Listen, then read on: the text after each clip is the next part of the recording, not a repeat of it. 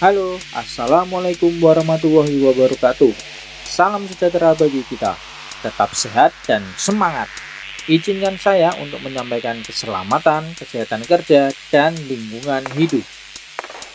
Kegiatan konstruksi merupakan unsur penting dalam pembangunan. Kegiatan ini menimbulkan berbagai dampak yang tidak diinginkan, antara lain yang menyangkut aspek keselamatan kerja dan lingkungan. Oleh karena itu, kegiatan konstruksi harus dikelola dengan memperhatikan standar dan ketentuan K3LH yang berlaku. Dan unsur yang terkait dalam proyek konstruksi meliputi pemilik proyek, konsultan perencana, konsultan pengawas, kontraktor, subkontraktor, pekerja proyek, pekerja subkontraktor, pemasok material, dan lain-lain, masyarakat sekitar, dan instansi teknis.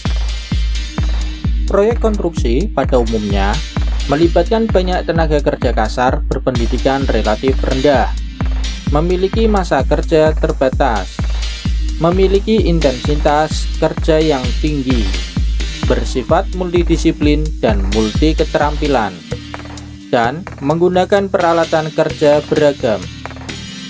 Dari karakteristik inilah berpotensi ancaman kecelakaan kerja terjadi.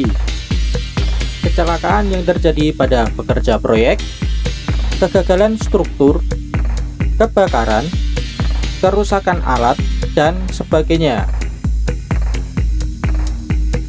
Kecelakaan kerja dapat diminimalisir dengan upaya keselamatan, kesehatan kerja, dan lingkungan hidup. Filosofi dari K3 adalah pemikiran dan upaya untuk menjamin keutuhan dan kesempurnaan dari tenaga kerja dan manusia pada umumnya, baik jasmani dan rohani, hasil karya dan budaya menuju masyarakat adil, makmur, dan sejahtera. Sedangkan K3 dalam arti keilmuan adalah suatu disiplin ilmu dan penerapannya dalam upaya mencegah kecelakaan, kebakaran, penyakit, pencemaran, dan lain-lain. Tujuan K3LH adalah melindungi para pekerja dan orang lain di tempat kerja, menjamin agar setiap sumber produksi dapat dipakai secara aman dan efisien, dan menjamin proses produksi berjalan lancar. Beberapa peraturan K3LH yang dipakai pada proyek konstruksi adalah Undang-Undang Keselamatan Kerja Nomor 1 Tahun 1970, Peraturan Menteri Tenaga Kerja per 05-Men-1996 tentang SMK 3 dan Peraturan dari International Labour Organization. Dengan menerapkan K3, pekerja proyek merasa aman, nyaman, dan bahagia selama bekerja. Kecelakaan adalah akibat dari rangkaian sebab akibat. Teori ini disebut dengan domino effect, di mana segala hal bisa menjadi sumber bahaya yang bila tidak ada upaya pencegahan pada waktu tertentu dapat menimbulkan kecelakaan yang mengakibatkan munculnya korban atau kerugian material dan non-material.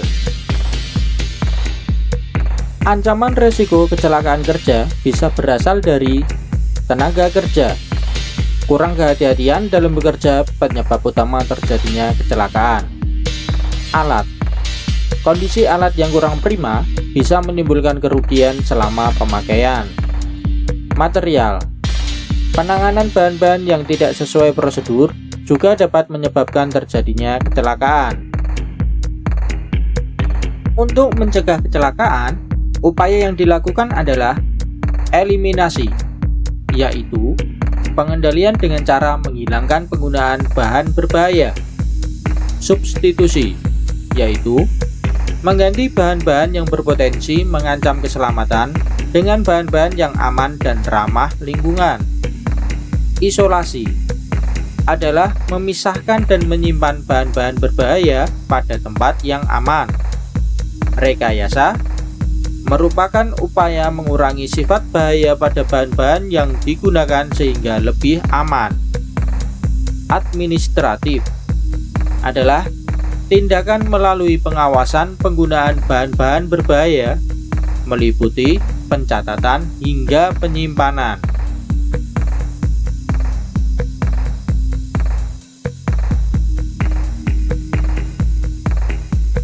Penerapan K3LH pada proyek mempertimbangkan aspek-aspek antara lain skala proyek, meliputi pertimbangan lamanya pekerjaan proyek dan besaran anggaran pekerjaan proyek. Biasanya, porsi untuk K3LH paling sedikit 20% dari total anggaran. Jumlah tenaga kerja. Semakin banyak tenaga kerja yang dipakai pada satu waktu, semakin berisiko ancaman kecelakaan kerja terjadi. Lokasi proyek. Lokasi menjadi pertimbangan tentang sarana, prasarana, dan tindakan K3 yang tepat. Potensi dan resiko bahaya. Mengenali potensi dan risiko bahaya menjadi modal utama dalam penerapan K3. Teknologi proyek. Metode pekerjaan dan alat-alat yang digunakan berpotensi menimbulkan ancaman bahaya. K3 dalam proyek konstruksi melibatkan 3 unsur saling bersinggungan, yaitu safety engineering, perencanaan desain dan perhitungan yang matang, serta detail sebelum dikerjakan mengurangi potensi kecelakaan kerja. Construction safety.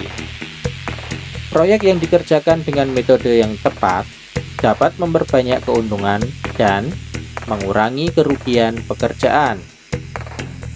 Personel safety. Memberikan rasa aman dan selamat kepada setiap pekerja proyek adalah kewajiban, termasuk adanya pengawasan K3 oleh petugas yang berkompeten di bidangnya. Beberapa alat pelindung diri. Helm proyek melindungi kepala dari risiko benturan dan kejatuhan benda dari atas. Kacamata safety melindungi mata dari iritasi, bahaya paparan sinar matahari berlebih, debu, percikan api, droplet, dan mikromaterial lainnya. Masker melindungi indera penciuman dan mulut dari bahaya debu partikel, droplet, bau kimia yang menyengat dan beracun, dan lain-lain. Rompi safety membuat posisi pemakai jadi lebih terlihat baik pada siang dan malam hari. Sarung tangan melindungi tangan dari bahaya panas, serpian logam, kayu, zat kimia, dan benda tajam lainnya. Sepatu safety melindungi kaki dari bahaya kejatuhan benda keras, tertusuk benda tajam, percikan api, terpeleset karena oli, minyak, dan lainnya. Mengikuti arahan dan petunjuk dari petugas K3, menggunakan APD yang sesuai dengan pekerjaan, serta mematuhi rambu K3 selama di lingkungan proyek, dan bekerja sesuai SOP, menjaga kita tetap aman dan selamat.